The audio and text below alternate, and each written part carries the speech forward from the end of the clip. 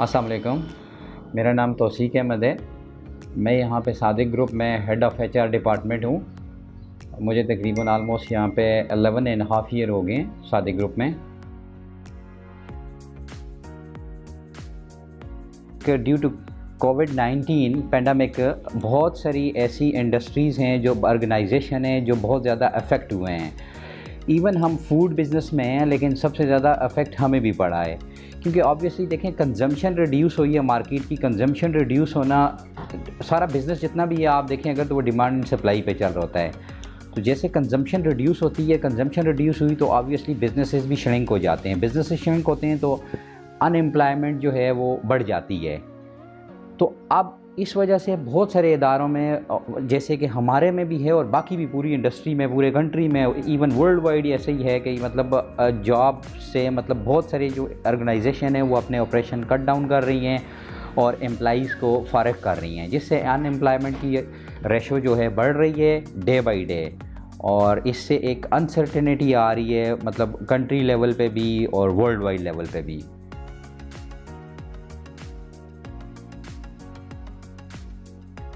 देखिए, इसमें अभी मेरे पॉइंट ऑफ व्यू से जो है, जो मैं अभी तक इसको स्टडी किया या समझ सका हूँ, उसमें जॉब सेव बेसिकली दो ही तरह से हो सकती है। वो एक पहला तरीका तो उसका ये है कि देखें बिज़नेस होगा तो जॉब होगी। सबसे पहली बात ये है, ये आपको भी अंडरस्टैंड करनी चाहिए, मुझे भी, और हर एक को अंडरस्टैंड करनी चाहिए। अब बिज़नेस होने के लिए जैसे कि मतलब एक स्टेप अभी कुछ अनाउंसमेंट की थी गवर्नमेंट ऑफ पाकिस्तान ने, जैसे कि उसमें कुछ उसने डिफरेंट ऑर्गेनाइजेशन थे, इदारे थे, उनमें कुछ एक तो एम्प्लॉइज़ वेजेस की बात की थी कि फॉर 3 मंथ्स के लिए वेजेस वो देंगे कुछ क्रेडिट बेसिस पे थ्रू वाया बैंकिंग सिस्टम। इसके अलावा कुछ लोन एंड जो लोन्स थे या उनकी जो इंस्टॉलमेंट थी वो उन्होंने डेफर करनी for the period of 1 year. ये अनाउंसमेंट तो गवर्नमेंट ने कर दी थी, लेकिन अभी तक इसकी implementation from state bank level और नीचे अदर बैंकिंग लेवल से अभी तक नहीं हो सकी है, जिसमें काफ़ी सारी हर्डल्स आ रही हैं। तो एक तो इस काम को चाहिए गवर्नमेंट को कि वो जितना स्पीडी करे, जिससे मतलब बिजनेसेस को रिलैक्सेशन मिले और वो एक्सपेंशन की तरफ जाएं या उसको कंटिन्यूटी की तरफ जाएं, ना कि शट डाउन की तरफ जाएं। तो जब बिज़नेसेस शट डाउन की तरफ नहीं जाएगा तो ऑब्वियसली जॉब्स जो है वो ऑटोमेटिकली, अगर न्यू नहीं भी क्रिएट होंगी तो एटलीस्ट एग्जिस्टिंग जॉब जो है वो कंटिन्यू रहेंगी। वन थिंग तो ये है। उसके बाद हम आ जाते हैं सेकेंडली, आ जाते हैं कि एम्प्लॉइज़ पॉइंट ऑफ व्यू से या business owner point of view से कि उसने क्या करना है। तो business owner point of view से उसने देखें, अगर उसको ये रिबेट और बेनिफिट मिल जाते हैं तो उसने अपने बिज़नेस को देखें चलाना है, कंटिन्यू करना है। अब उसमें जो सीनियर लेवल के मैनेजर्स हैं, एम्प्लॉइज़ हैं, मैनेजमेंट एम्प्लॉइज़ हैं, उनका काम ये बनता है कि वो बेसिकली इसके अपने बिज़नेसेस के स्वॉट एनालिसिस करें और इस पेंडेमिक से ये देखें कि इसको मतलब वीकनेस है, बेसिकली ये है कि पूरे वर्ल्ड वाइड भी कह सकते हैं या ऑर्गेनाइजेशन लेवल भी कह सकते हैं, तो इसको स्ट्रेंथ में कन्वर्ट करें। अब वो कैसे करें, ये मतलब बेसिकली डिफरेंट लेवल पे डिफरेंट, हर ऑर्गेनाइजेशन में ऐसे कुछ लोग बैठे होते हैं जो बेसिकली की पोजीशंस पे, अगर वो आपस में डिस्कशन करें, डिस्कशन करके मतलब वो इस चीज़ को मतलब इससे मतलब आप इस वीकनेस को अपनी स्ट्रेंथ में कन्वर्ट करें, अपने इदारे की स्ट्रेंथ में। वो इदारे की स्ट्रेंथ में कन्वर्ट करके ऐसी प्रपोज़ल, बिज़नेस प्रपोज़ल क्रिएट करें जो अपने ऑनर्स को, अपनी मैनेजमेंट को, जो बिज़नेस ऑनर्स हैं उनको बताएं, वो ताकि उस पे विलिंग हो, वो प्रॉफिटेबल हो, ताकि उसमें बिज़नेस में जो बिज़नेस ओनर हैं वो उसमें इन्वेस्टमेंट करें। जब इन्वेस्टमेंट करेंगे तो ऑब्वियसली जॉब क्रिएट होंगी या एग्जिस्टिंग जॉब सेव होंगी। अदरवाइज़ जो है ये डे बाय डे रिड्यूस होता जाएगा, मतलब जैसे मार्केट कंजम्पशन है ये कम होती जाएगी और डिफरेंट जो भी प्रोडक्ट है आप देख लें या यूज़ नहीं हो रही कहीं भी, तो ऑब्वियसली उसकी सेल नहीं होगी तो अफेक्ट क्या होगा, अल्टीमेटली जॉब पे ही होगा। कोई भी बिज़नेस ओनर ऐसा नहीं है कि जो विदाउट प्रॉफिट या इवन लॉस पे वो बिज़नेस करेगा, या वो मेरा बिज़नेस ओनर है या किसी भी ऑर्गेनाइजेशन का ओनर है या कोई प्राइवेट है, लिमिटेड ऑर्गेनाइजेशन है, कोई भी है, एनी व्हाट्सोएवर कोई भी इदारा है, वो कभी भी नहीं चाहेगा कि वो लॉस पे काम करे। तो उसके लिए जो कोर एम्प्लॉइज़ हैं, जैसे बेसिकली कोर मैनेजमेंट होती है किसी भी इदारे की, ये उसकी रिस्पॉन्सिबिलिटी बनती है कि वो अपने इदारे को, अपनी इंडस्ट्री को देखते हुए प्लानिंग करें। जैसे हम फूड बिज़नेस में हैं, देखें फूड बिज़नेस में भी अभी जो है बेसिकली हम लोगों का लॉस इस वजह से ज़्यादा हो गया है कि यहाँ पे मार्केट में फ़ूड कंजम्पशन कम हुई है, रेस्टोरेंट्स बंद हो गए हैं, कैटरिंग के बिज़नेस, इवेंट मैनेजमेंट के, इवन जो एक्सपोर्ट होता था अफ़गानिस्तान या डिफरेंट और अदर कंट्रीज़ में, वो एक्सपोर्ट सारी बंद हो गई है, हमारी मीट की थी या एग्स की थी या अदर दैन दैट फूड की जो प्रोडक्ट थी। तो उससे अल्टीमेटली हम लोगों को भी बहुत लॉस हुआ है और अभी स्टिल कंटिन्यूसली हो रहा है। बट इसके लिए हम लोग भी प्लानिंग कर रहे हैं और बाकी इदारों को भी, हर एक इदारे को अपने लेवल पे चाहिए कि वो इसको प्लानिंग करके प्लानिंग के साथ चले, तो आई थिंक जॉब्स जो हैं वो एम्प्लॉइज़ की सेव हो सकती हैं।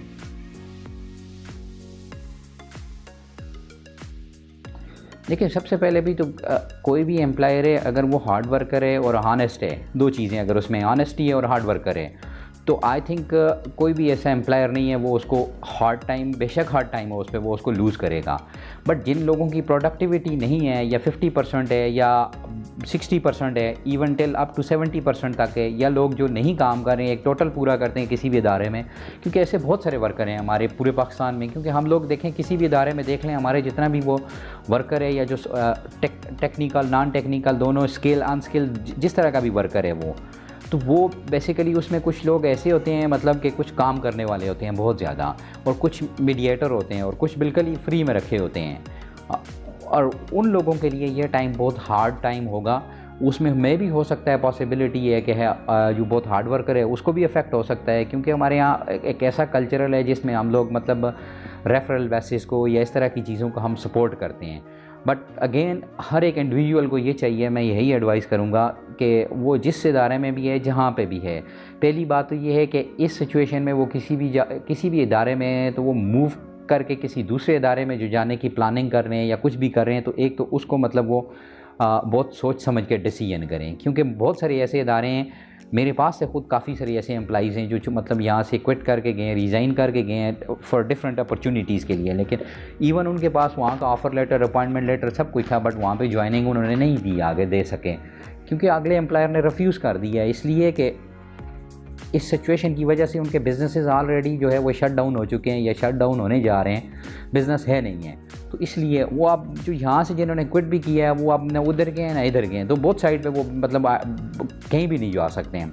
तो इस सिचुएशन में मेरी हर एक एम्प्लॉइज़, हर एक वर्कर से यही एडवाइस है कि वो जिस इदारे में जहाँ पे भी है वहीं ऑनेस्टी के साथ, डिग्निटी के साथ, हार्ड वर्किंग के साथ काम करें और अपने आप को पहले से ज़्यादा इम्प्रूव करें और बेटर परफॉर्मेंस दें, जिससे उस इदारे की भी ग्रोथ हो, उसकी ऑर्गेनाइजेशन की ग्रोथ हो, उसकी ग्रोथ होगी तो ऑब्वियसली इस एम्प्लॉय की भी ग्रोथ होगी वहाँ पे। और ये हार्ड टाइम है, जैसे हम अगर कोशिश करें, जिस तरह से हम एक्सपेक्ट कर रहे हैं एम्प्लॉयर से कि वो हमें ना छोड़े, तो हमें भी यही कोशिश करनी चाहिए कि हमने अपने एम्प्लॉयर को नहीं छोड़ना, हमने उसके साथ फुल ऑनेस्टी के साथ और हार्ड वर्किंग के साथ, डिग्निटी के साथ काम करना है और अपना 100% डिलीवर करना है।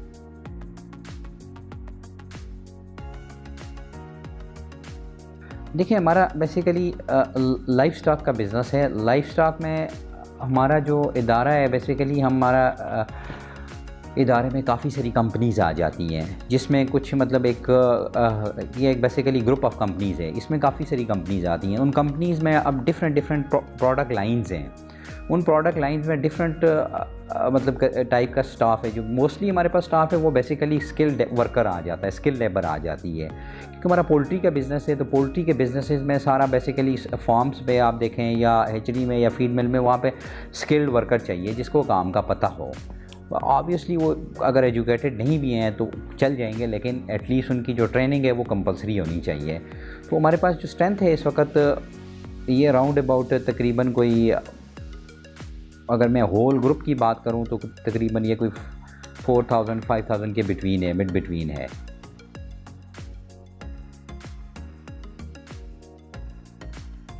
देखिए, कोविड के दौरान एक्चुअली हमारा बिज़नेस है, मैंने आपको पहले बताया लाइफ स्टॉक का बिज़नेस है। अब लाइफ स्टॉक का ऐसा बिज़नेस है कि उसको मतलब हम जिसे आप कह सकते हैं कि आप एक ऑफिस है, वर्किंग प्लेस है, वहाँ पे मतलब हम जाते हैं, काम करते हैं। जैसे मैं इस ऑफिस में बैठा हूँ, यहाँ पे तो हमारी टाइमिंग है 9 to 5 है, बट जितने भी हमारे ऑपरेशनल यूनिट्स हैं जहाँ पे हमारी प्रोडक्शन हो रही है, वहाँ पे ऑपरेशन हमारा चलता है 24 आवर्स चलता है। 24 द क्लॉक चल रहा होता है। वहाँ पे हम उन लोगों को रेजिडेंस भी प्रोवाइड करते हैं, फूड भी प्रोवाइड करते हैं, हर फैसिलिटी वहाँ पे उनको मिलती है विद इन द प्रेमिसेस। इसलिए क्योंकि हमें वहाँ पे रिक्वायरमेंट होती है 24 राउंड द क्लॉक हमारी रिक्वायरमेंट होती है। तो हम लोगों को ले ऑफ पे नहीं भेजा बिल्कुल भी कहीं पे भी, बल्कि इवन हमारा ये होता है कि हमने उनको वहीं पे ही क्वारंटाइन कर लिया था। हम लोगों ने लोगों को जो छुट्टियां भी जाते थे वो छुट्टियां ये वो सारी चीज़ें ऑफ़ कर दी थी। उनको फैसिलिटी सारी हम वहाँ इनसाइड ऑफ द प्रेमिसेस दे रहे थे, और इसी वजह से कि वहाँ पे जितना बाहर से आना जाना कम हो ताकि वो लोग भी महफूज रहें और हमारा जो फूड मैन्युफैक्चरिंग हो रही है, प्रोसेसिंग हो रही है या प्रोडक्शन हो रही है वो भी सिक्योर रहे, हेल्दी फूड प्रोडक्शन हो, ताकि जिससे सोसाइटी में, जिससे पूरे मुल्क में मतलब हमारा हेल्दी फूड जाए, कोई किसी किस्म का कंटेमिनेटेड या वायरस शुदा इस तरह का फूड ना जाए। और हमारे वर्कर भी उसी अल्हम्दुलिल्लाह। अगर मैं अब पूरे ग्रुप की बात करूँ, हमारे ग्रुप की, तो ग्रुप में मतलब और भी काफ़ी सारे मतलब 2-4 एसोसिएटेड ग्रुप की सब्सिडरीज़ कंपनीज़ है वो भी हैं, तो उसके मिला के एम्प्लॉइज़ थोड़े और इंक्रीज़ हो जाते हैं। तो अल्हम्दुलिल्लाह अभी तक हमारे पूरे ग्रुप में अगर बात करें जो हमारे साथ एसोसिएटेड लोग हैं या इस तरह के मिला लें तो ये 6000 समथिंग की रेशो में बनती हैं। तो इसमें से अभी तक अल्हम्दुलिल्लाह कोई भी ऐसा केस नहीं आया कि जिसको किसी एक आध बंदे को, सिंगल पर्सन को भी कोई अफेक्ट हुआ कोविड-19 का। नहीं निकाला, हमने निकाला भी नहीं है बिल्कुल। इवन हमारा मतलब काफ़ी लॉस हुआ है इस टाइम पे बहुत ज़्यादा, और लेकिन हम लोगों ने वर्कर बिल्कुल भी नहीं निकाले हैं, उनको कैरी कर रहे हैं और अपनी मतलब वो एफ़र्ट्स जो हैं वो डे बाय डे इंक्रीज़ कर रहे हैं। हमारी सारी मैनेजमेंट भी, हमारे और टॉप मैनेजमेंट भी, मिडिल मैनेजमेंट भी, इवन लोअर मैनेजमेंट भी, एंड एज़ वेल एज़ हमारा जितना भी स्टाफ है वो सारा भी, तो सारे एक मतलब एज ए यूनाइटेड होके, एज ए टीम होके काम कर रहे हैं हम लोग। तो बाकी इसमें ये है कि हमारी जो है एक प्रिकॉशनरी मेजर्स हैं कोविड-19 के पॉइंट ऑफ व्यू से, वो सारी मेजरमेंट हम फुलफ़िल कर रहे हैं हमारे यूनिट्स पे भी, यहाँ पे भी। यूनिट तो बेसिकली हमारे ऑलरेडी पहले से ही आइसोलेटेड होते हैं। ये जो बेसिकली हम बात करते हैं, आप अगर देखें क्वारंटाइन की या सेल्फ़ आइसोलेशन की, तो ये मेरा ख़्याल है अगर पोल्ट्री इंडस्ट्री से किसी से पूछा जाए या पोल्ट्री इंडस्ट्री से एक्सपर्टीज़ ली जाती है अगर, तो मेरे ख़्याल है सबसे बेहतर ये बता सकते थे। क्योंकि हमारी तो ऑलरेडी जो होती है सेल्फ़ आइसोलेशन या ये क्वारंटाइन जिसे आप कह रहे हैं, या इसके अलावा बाकी इन चीज़ों पे हम बहुत काम कर रहे हैं। क्योंकि हमारे फार्म पे किसी किस्म का भी हम जाते हैं जहाँ प्रोडक्शन हो रही होती है, तो वहाँ पे आउटसाइड से कोई भी जाता है उसको प्रॉपर जिस तरह से क्वारंटाइन प्रोसीजर है या सेल्फ़ आइसोलेशन है वो करके, बायोसिक्योरिटी उसकी क्लियर करके फिर वो अंदर यूनिट में जा सकता है, अदरवाइज़ नहीं जा सकता, ताकि किसी किस्म का भी आउटसाइड से वायरस ना जाए। तो हम लोग ऑलरेडी मतलब कोरोना से पहले से ही ये चीज़ें सारी हमने अडॉप्ट की हुई हैं due to sensitivity of this business.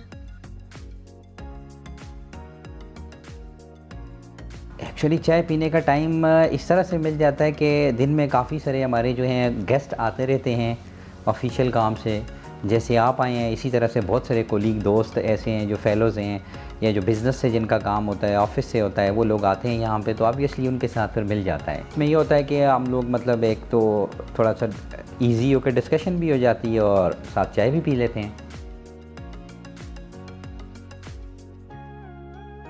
अभी इस वक्त देखें सिचुएशन ये है कि ऑब्वियसली जॉब्स आ रही हैं हमारे पास, लेकिन जॉब जो राइट नाउ आ रही हैं वो बहुत ही मतलब कह सकते हैं कि जो हमारी बहुत इमरजेंसी बेसिस पे कोई रिक्वायरमेंट है वो जॉब आ रही है। जो नॉन इमरजेंसीज़ वाली हैं वो अभी इस टाइम राइट नाउ हमने होल्ड की हुई हैं, इसीलिए कि हम एग्जिस्टिंग में से ही लोगों को यूटिलाइज़ कर रहे हैं। रीज़न इज़ दैट कि थोड़ा सा हमने ख़ुद भी मतलब बायोसिक्योरिटी को टाइट किया हुआ है। को बाहर से हम जितने लोग यहाँ पे बुलाएंगे या कहीं पे बुलाएंगे तो ऑब्वियसली उससे देखें वायरस की जो स्प्रेडिंग है वो ज़्यादा से ज़्यादा बढ़ने के चांसेस हैं, तो उससे जो हमारा एग्जिस्टिंग स्टाफ है वो भी अफेक्ट होगा। तो बेहतर ये है कि हम अपने एग्जिस्टिंग स्टाफ को सेव करें, उसको सिक्योर करें और उसी से हम प्रोडक्टिविटी लें, तो वो ज़्यादा बेहतर है बनिस्बत इसके कि हम रिस्क लें बाहर से किसी को अभी इमीडिएटली बुला के हम आउटसाइड ऑफ द ऑर्गेनाइजेशन उन लोगों को इंडक्ट करें। तो मेरा ख्याल है उससे हमारे लिए एक सारे स्टाफ के लिए एक रिस्क पैदा हो क्रिएट हो रहा है। देखिए हमारी वेबसाइट है, वैसे ईमेल है career@sadiqpoultry के नाम से, hrm@sadiqpoultry.com से।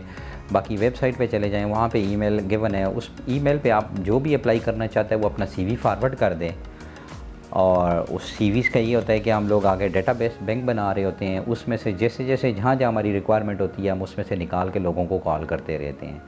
तो हमारे यहाँ मतलब अल्हम्दुलिल्लाह एक चीज़ बहुत अच्छी ये है कि हम लोग, हमारी कोशिश होती है कि हम हमारी इवन मैनेजमेंट की तरफ से भी हमें स्ट्रिक्टली इंस्ट्रक्शन है और फ्री हैंड दिया हुआ है, और हम लोग भी इसी चीज़ पे बिलीव करते हैं कि जो भी इंडक्शन हो जहाँ पे भी हो मेरिट बेसिस पे करें। मतलब रेफरल की बजाय हम या किसी सिफारिश के बजाय मेरिट बेसिस पे करते हैं। उसमें ये नहीं देखते कि बैकग्राउंड क्या है बंदे का, या वो कहाँ से आया है या किस जगह का है, ये ज़रूरी नहीं है, या किसकी उसके लिए कॉल आई है।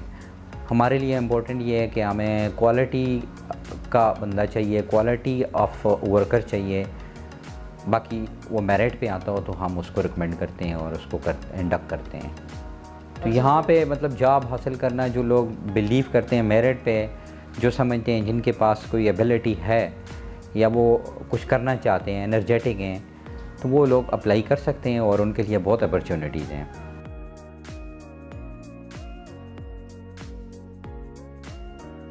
नहीं, ऐसी बात नहीं है, नो होने की वजह नहीं है। देखिए हमारे पास कुछ ऐसे डिपार्टमेंट हैं जिनमें टोटली फ़ीमेल स्टाफ है, जिसमें कोई भी मेल स्टाफ नहीं है। हमारी एक लैब है यहाँ पे इसी बिल्डिंग में, ये साथ हमारी एक और बिल्डिंग, उसमें हमारा टोटल 100% फ़ीमेल स्टाफ है। इसी तरह से कुछ और जगह भी हैं जहाँ पे बेसिकली हम लोग समझते हैं कि यहाँ पे फ़ीमेल स्टाफ काम कर सकते हैं, वहाँ पे हमने इंडक्ट की हुई हैं। बाकी हमारा बिज़नेस ऐसा है कि देखें पोल्ट्री फार्म्स का बिज़नेस है, तो पोल्ट्री फार्म्स का है या हैचरी का है या फीड मिल का है, या ये ऐसे बिज़नेसेस हैं कि इसमें देखें बहुत मुश्किल होता है फ़ीमेल स्टाफ के लिए काम करना। इसमें मतलब ऑफिस में ही नहीं होता है, इसमें फ़ील्ड में जाना होता है। फिर यूनिट जो होते हैं, जितने भी पोल्ट्री फार्म्स या इस तरह के बिज़नेसेस हैं, वो सारे रिमोट एरिया में होते हैं। सिटी के अंदर कोई भी इनका जो है वो ऑपरेशनल एरिया, प्रोडक्शन यूनिट नहीं होता। तो वहाँ पे मतलब फिर वो जो वर्क फोर्स चाहिए होती है वो वहीं पे रहती भी है। तो फ़ीमेल के लिए फिर उसको मैनेज करना हमारे लिए भी, और इवन उनके लिए इंडिविजुअली भी, और या कंपनी मैनेज करे तो उसके लिए भी अफोर्डेबल नहीं है। तो इसलिए इस बिज़नेस की रिक्वायरमेंट की वजह से हमारे पास मतलब जो है वो, आप ये कह सकते हैं कि आप अगर उसको इक्वलिज़म की बात करें तो वो नहीं है, लेकिन ये नहीं कह सकते कि 100% हमारे पास फ़ीमेल स्टाफ नहीं है। हमारे पास कुछ, मैंने जैसे पहले बता चुका हूँ, ऐसे डिपार्टमेंट्स हैं जहाँ पे 100% फ़ीमेल स्टाफ है हमारे पास।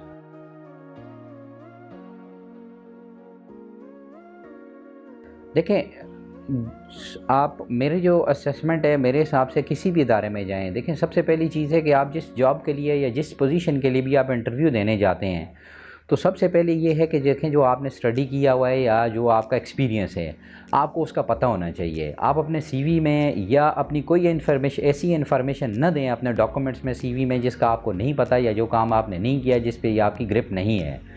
आपको सबसे पहले इंटरव्यू देने के लिए कहीं भी जाना है तो आपके पास जो आपकी एजुकेशन है, जो आपका एक्सपर्टीज़ हैं, उन पे आपका कंप्लीटली कंट्रोल होना चाहिए।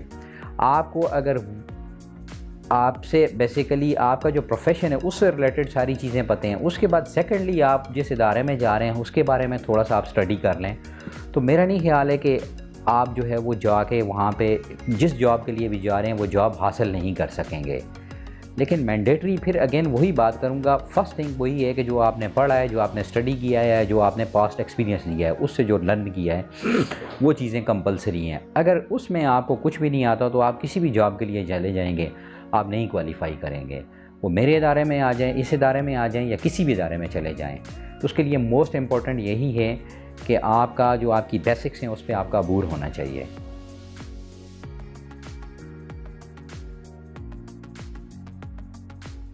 इसमें बेसिकली थोड़ी सी चीज़ मैं आपको एक चीज़ क्लियर कर देता हूँ। हम लोग जिस कंट्री में रहते हैं, हमारे यहाँ बेसिकली अनएम्प्लॉयमेंट बहुत ज़्यादा है। अगर आप देखें हमारे पास वर्क फोर्स बहुत ज़्यादा है, तो कंपटीशन बहुत आ जाता है, जिसमें कंपटीशन में कोई भी एम्प्लॉयर है वो जब भी हायर करता है वो दो चीज़ों पे कंपटीशन कर रहा होता है। एक वो सैलरी पे कर रहा होता है, सेकेंडली वो उस मेरिट पे कर रहा होता है कि उसको क्वालिटी का वर्क फोर्स मिले। तो ऑब्वियसली ये दो चीज़ें तो बहुत ही इस वक्त जो हैं वो इम्पोर्टेंट है। अब सैलरी पॉइंट ऑफ व्यू से ये है कि देखें इसमें डिफरेंट स्टेजेस आ जाती हैं। कुछ स्टेजेस ऐसी हैं अर्ली स्टार्ट कैरियर की हैं, तो कोई भी लोग जो मतलब जिन्होंने अभी स्टार्ट करना है कैरियर का, वो किसी भी इदारे में जाते हैं तो इनिशियली तो मैं कहूँगा अगर कोई फर्स्ट जॉब के लिए जा रहा है तो उसको सिलेक्शन करनी चाहिए इंस्टीट्यूशन की, इदारे की, कि मैं किस इदारे में जाके काम करूँगा। उसको ये नहीं देखना चाहिए मुझे क्या मिलेगा। अगर मैं उसको एडवाइस यही करूँगा कि वो वहाँ जाके फ्री ऑफ कॉस्ट काम करे, जाके अपने आप को प्रूव करे, अगर ये उसका स्टार्ट कैरियर की जॉब है, अगर उसकी पहली जॉब पे वो जा रहा है। तो वो बेशक जाके उसको फ्री ऑफ कॉस्ट करे, लेकिन वहाँ पे जाके प्रूव करे और सीखे।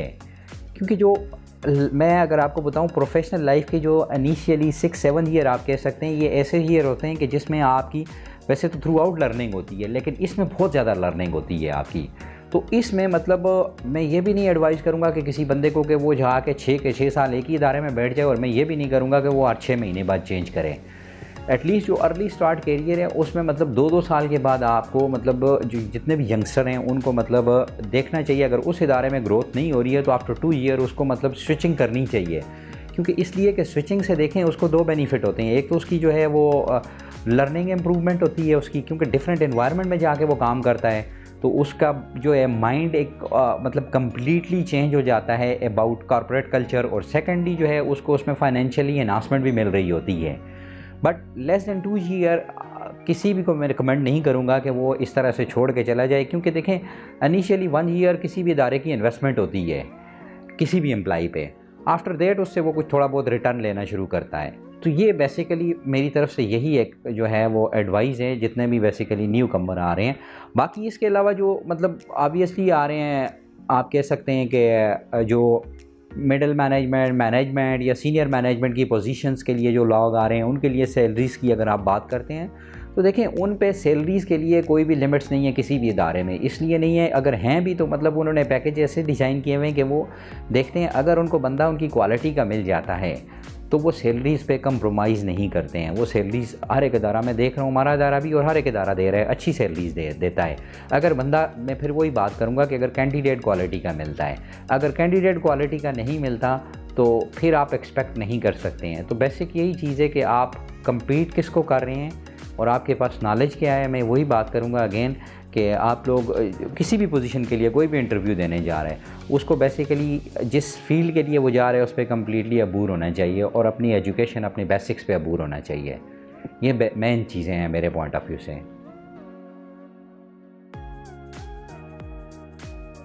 या मेरा जो एक्सपीरियंस है मैं उसमें कि हमारे मुल्क में जो सबसे बड़ा फुकदान है वो इस चीज़ का है कि हमारे पूरे मुल्क में एंटरप्रेन्योरशिप का फुकदान है। हम लोग, सॉरी टू से, मुझे ये बात कहनी चाहिए नहीं कहनी चाहिए इस प्लेटफॉर्म पे, लेकिन हम लोग नौकर बनना ज़्यादा पसंद करते हैं बनिस्बत इसके कि कोई ऐसा काम करें कि जिससे हम साथ 2-4 बंदों और का भी रोज़गार लगाएं। तो मैं नौजवान्स को, जितने भी नौजवान हैं, यंगस्टर हैं, क्योंकि ये ऐसी एज होती है कि जिसमें अगर बंदा एनर्जेटिक हो तो वो कुछ भी कर सकता है, रिस्पॉन्सिबिलिटी कम होती है उस पर और वो मतलब कोई भी काम कर सकता है। तो इस एज में मैं ये मोस्टली यंगस्टर जितने भी हैं उनको यही प्रेफरेंस करूँगा कि आप लोग एंटरप्रेन्योरशिप की तरफ आएँ, छोटा काम करें जो कर सकते हैं। छोटे छोटे बहुत सारे स्मॉल बिजनेसेस हैं। इवन मैं आपसे भी रिक्वेस्ट करूंगा कि आप इन बिज़नेसेस पे भी आप कोई प्रोग्राम करें कि छोटी इन्वेस्टमेंट से कौन से छोटे बिज़नेसेस स्टार्ट हो सकते हैं डिफरेंट लोगों के लिए। तो यंगस्टर के लिए मतलब देखें, वो एक यंगस्टर स्टार्ट करेगा तो वो अपने साथ 1-2 बंदों और को भी एम्प्लॉयमेंट अपॉर्चुनिटी प्रोवाइड करेगा और अपनी भी वो कर लेगा। तो इस तरह के काम करें जिससे बेसिकली एक तो इकानमी में भी एक अच्छा इम्पैक्ट पड़ेगा कंट्री की और इवन इंडिविजुअल की भी उसमें भी। तो ये मेरे पॉइंट ऑफ व्यू से बहुत वो है कि इम्पोर्टेंट चीज़ है। ऑब्वियसली हर कोई बिज़नेस भी नहीं कर सकता और हर कोई जॉब भी नहीं कर सकता, तो लेकिन जितना हम लोग मतलब इस चीज़ को भी साथ पैरेलल प्रमोट करेंगे तो हमारे मुल्क की इकानमी अपवर्ड जाएगी।